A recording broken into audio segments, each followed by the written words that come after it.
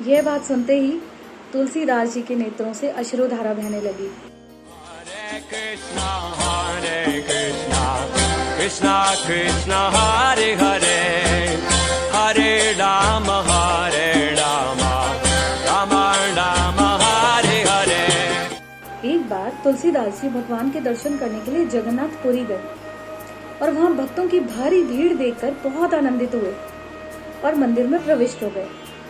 लेकिन जैसे मंदिर में जाकर उन्होंने दर्शन किए, वो वहां से निराश होकर बाहर आए और निराश होकर एक पेड़ के नीचे जाकर बैठ गए और वहां काफी समय तक बैठे बैठे रात हो गई और तुलसीदास जी भूख और प्यास के कारण बहुत ज्यादा श्रमित हो चुके थे। लेकिन वो यही सोचते रहे कि गोलाकार नेत्र वाला बिना हाथ पैर का लकड़ी का एक विग्रह मेरे इष्ट नहीं हो सकते।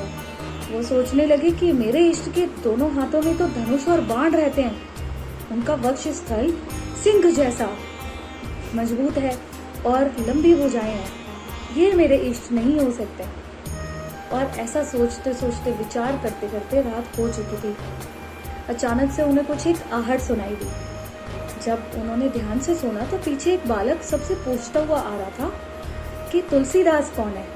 अरे भाई, तुलसीदास को देखा है? तुलसीदास कौन है? तो तुलसीदास जी ने उन्हें बोला कि हाँ, मैं हूँ तुलसीदास, बताइए क्या बात है। तो जो बालक था वो तुलसीदास जी के पास पहुंचा और बोला कि आप यहाँ बैठे हैं, मैं कब से खोज रहा हूँ आपको, ये लीजिए प्रसाद ग्रहण कीजिए, जगन्नाथ जी ने आपके लिए भेजा है। तो तुलसीदास जी ने उनसे कहा कि ये प्रसाद मैं ग्रहण नहीं कर सकता, आप इसे ले जाइए। तो बालक आश्चर्यचकित हो गया और बालक ने पूछा कि इस प्रसाद के लिए तो लोग दूर दूर से आते हैं और आप इस प्रसाद को मना कर रहे हैं पाने से, ऐसा क्यों? तो तुलसीदास जी कहने लगे कि जब तक मैं अपने इष्ट को भोग ना लगा लूं, मैं कोई भी चीज नहीं ग्रहण कर सकता और ये जगन्नाथ का झूठा प्रसाद है, मैं अपने इष्ट को कैसे भोग लगाऊं? तो बालक हंसने लगा और बालक हंसते हुए बोला, अरे बाबा, ये आपके इष्ट ने ही भेजा है।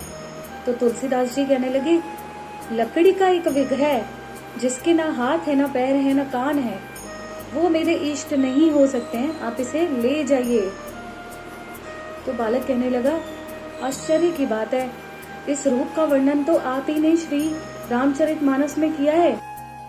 बिनु पद चलई सुनई बिनु काना, कर बिनु कर्म करई विधि नाना, आनन रहित सकल रस भोगी, बिनु बानी बकता बड़ जोगी। यह बात सुनते ही तुलसीदास जी के नेत्रों से अश्रुधारा बहने लगी और मौन हो गए। बालक यह बात कहकर अदृश्य हो गया कि मैं ही राम हूँ, मेरे मंदिर के चारों तरफ हनुमान का पहरा है और विभीषण नित्य मेरे दर्शन करने आता है, कल सुबह तुम भी मेरे दर्शन करने आना। ये बात सुनकर तुलसीदास जी बहुत प्रसन्न हुए और बहुत भाव से उन्होंने उस प्रसाद को ग्रहण किया। और सुबह होते ही जगन्नाथ जी के मंदिर में जब वो दर्शन करने के लिए गए तो वहाँ जगन्नाथ, बलभद्र और सुभद्रा की जगह उन्हें श्री राम, लक्ष्मण और जानकी के भव्य दर्शन हुए। और जहाँ तुलसीदास जी ने वो पूरी रात्रि व्यतीत की थी, आज वो जगह तुलसी चौरा के नाम से विख्यात है।